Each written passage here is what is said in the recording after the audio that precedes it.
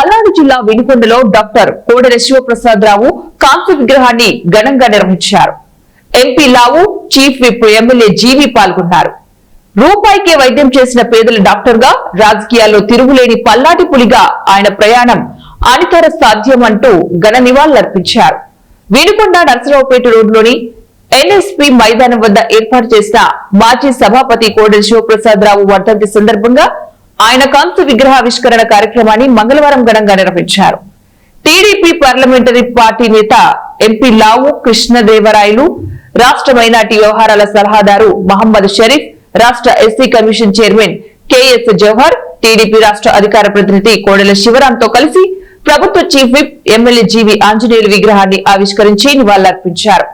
ఈ సందర్భంగా మాట్లాడిన chief whip GV Anjaneyulu, NTR, Chandrababu మంత్రివర్గాల్లో వివిధ శాఖల బాధ్యతలు, స్పీకర్ గా కూడా పనిచేసిన కోడెల ఏ పదవి ఇచ్చినా కూడా ఆ పదవికే వన్న తెచ్చారన్నారు.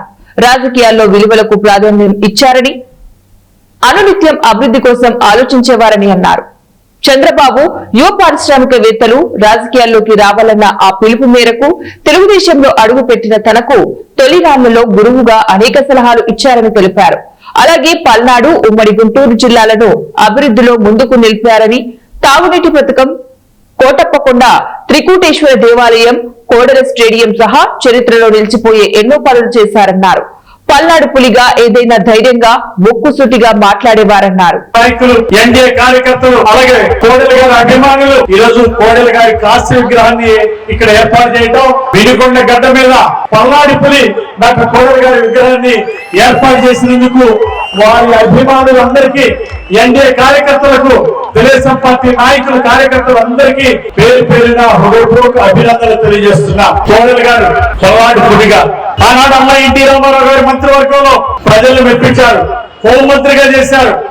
తర్వాత చంద్రబాబు గారి నాయకత్వంలో ఎన్నో మంత్రి పదవులు, పంచాయతీరాజ్ శాఖ మంత్రిగా చేసిన, వైద్య ఆరోగ్య శాఖ చేసిన, భారీ నీటిపారుదల శాఖ చేసిన, కొత్త రాష్ట్రంలో తొలి స్పీకర్ గా డాక్టర్ కోడెల గారు చేసిన, ఏ పదవి చేసినా ఆ పదవికి వన్నె తెచ్చి గౌరవం పెట్టినటువంటి వ్యక్తి డాక్టర్ కోడెల. వారు రాజకీయాల్లో విలువలకు ప్రాధాన్యత ఇచ్చేవాళ్ళు.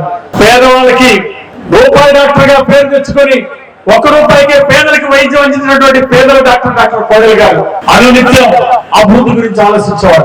రాజకీయాల్లో నాకు గురువర్యులుగా అనేక సలహాలు, సూచనలు ఇచ్చేవారు. చంద్రబాబు నాయుడు గారు యువ పారిశ్రామికవేత్తలు రాజకీయాల్లోకి రావాలని పిలిపిస్తే నేను రాజకీయాల్లోకి వచ్చి ఆ పేద ప్రజలకు సేవ చేయాలని మొదటి నుండి నాకు కోడెల శివప్రసాద్ గారు సూచన సలహాలు చెప్తూ వారు పల్నాడు జిల్లాని, గతంలో సమైక్య గుంటూరు జిల్లాని అభివృద్ధి పదంలో ముందుకు నడిపించారు.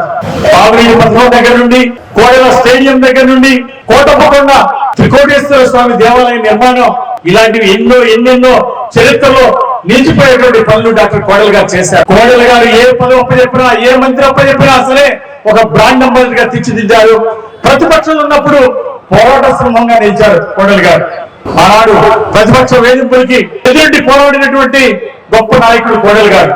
మనం ఎప్పుడు ప్రతిపక్షంలో ఉన్నా వారు పోరాటం చేసేవారు. ఈ రోజు కోడెల గారు లేకపోవడం తెలుగుదేశం పార్టీకి తీరని లోటు. కోడెల గారి ఆశయాల్ని నేటి యువత ముందుకు తీసుకెళ్లాలని కోరుకుంటూ, వారు వైసీపీ దుర్మార్గాలకి తప్పుడు కేసులు పెట్టి, వైసీపీ ఒక్క అవకాశం అంటే ఒక్క అవకాశం ప్రజలు ఇచ్చినందుకు దాన్ని దుర్వినియోగం చేసుకున్నారు వైసీపీ వారు. తప్పుడు కేసులు పెట్టడం, వేధింపులు చేయడం, ఈ రోజు కోడెల గారి మీద కక్ష సాధింపు చర్యలు చేసినందువల్లే